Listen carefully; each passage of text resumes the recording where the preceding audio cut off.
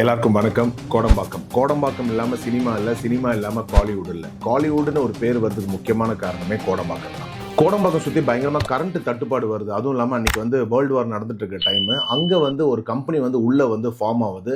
Madras electric supply corporation சொல்லி ஒரு electric company start பண்ணுறாங்க. அதுக்கப்புறம் தான் அந்த ஏரியா பேர் பவர் ஹவுஸ்னு மாறுது. இந்த பவர் ஹவுஸ்ன்றது கோடம்பாக்கத்துக்கு பக்கத்தில் இருக்க ரொம்ப ஒரு முக்கியமான ஏரியா. இப்போவும் அந்த இடம் இருக்குது.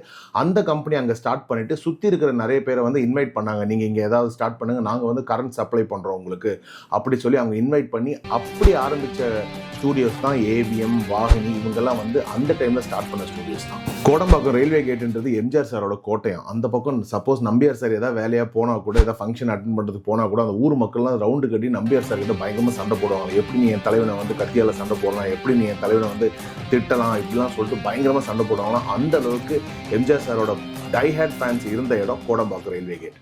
கோடம்பாக்கம் ஒரு சினிமா கோட்டையாக மாறதுக்கு முக்கியமாக உதவுனது இந்த பவர் ஹவுஸ் தான். உங்களுக்கு இன்னும் கோடம்பாக்கத்தை பற்றி நிறைய விஷயம் தெரியணும்னா மறக்காமல் என்னோட இந்த வீடியோவில் கமெண்ட் பண்ணுங்கள். நான் இதுக்காக ஒரு பெரிய லெங்க்தி வீடியோவை நான் உங்களுக்காக போஸ்ட் பண்ணுறேன். இந்த வீடியோ உங்களுக்கு உண்மையிலே பிடிச்சிதான் மறக்காமல் லைக் பண்ணுங்கள். அப்படியே என் சேனலை சப்ஸ்கிரைப் பண்ணுங்கள். அப்போ தான் நான் போடுற எல்லா இன்புட்ஸும் உங்களுக்கு நோட்டிஃபிகேஷனாக சேரும்.